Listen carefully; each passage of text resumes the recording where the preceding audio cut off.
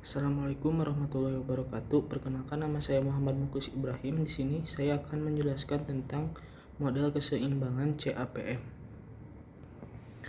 Investasi adalah sebuah tindakan seseorang investor yang menghimpun dana di saat ini untuk memperoleh sebuah nilai tambah di masa depan. Investasi merupakan salah satu pengelolaan keuangan seseorang selain konsumsi dan menabung.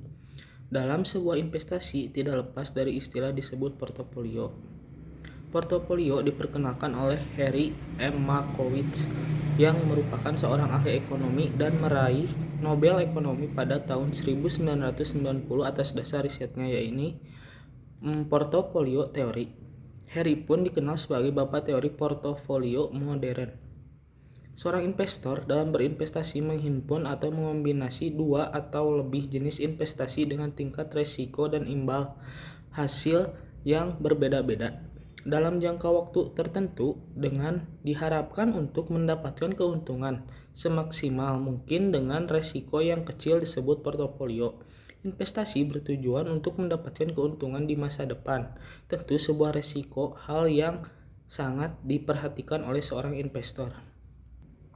Untuk mengurangi risiko yang tinggi, maka harus melakukan diversifikasi investasi. Maka dalam teori ini memberikan sebuah saran untuk melakukan investasi tidak hanya pada satu jenis instrumen saja, tetapi beberapa. Hal ini disebabkan jika seseorang hanya memiliki satu jenis instrumen suatu saat kondisi ekonomi atau instrumen tersebut melemah atau turun, maka akan memperoleh sebuah kerugian atas risiko tersebut.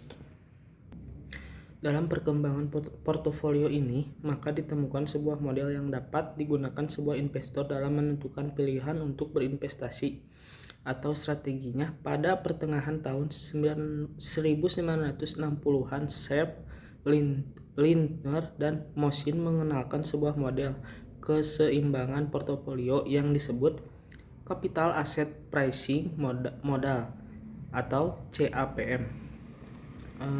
CAPM diungkapkan model estimasi yang tepat di mana investor untuk mengetahui hubungan antara besarnya imbal hasil dengan risiko yang terdapat pada sekuritas.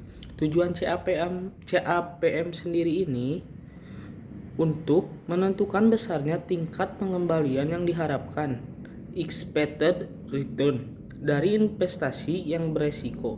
Adapun untuk membantu investor dalam melakukan perhitungan risiko yang tidak dapat didiversifikasi di dalam portofolio dan membandingkan tingkat imbal hasilnya.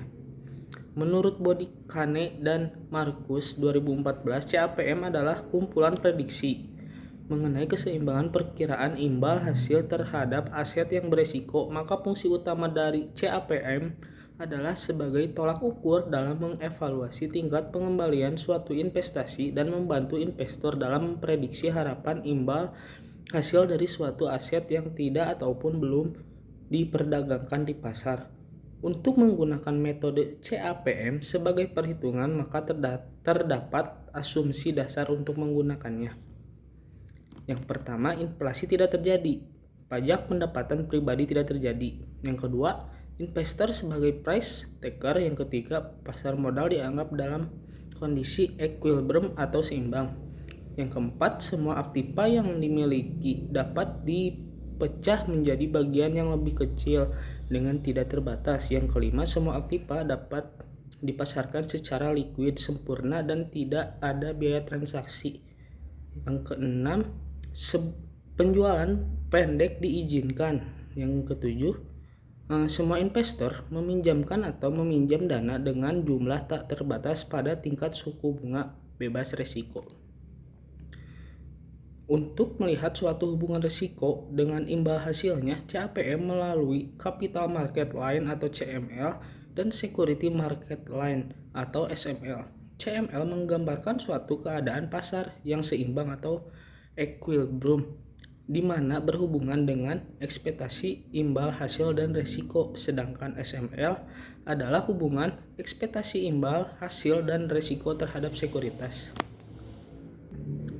Mungkin hanya itu saja yang saya dapat sampaikan. Mohon maaf bila ada salah kata. Wassalamualaikum warahmatullahi wabarakatuh.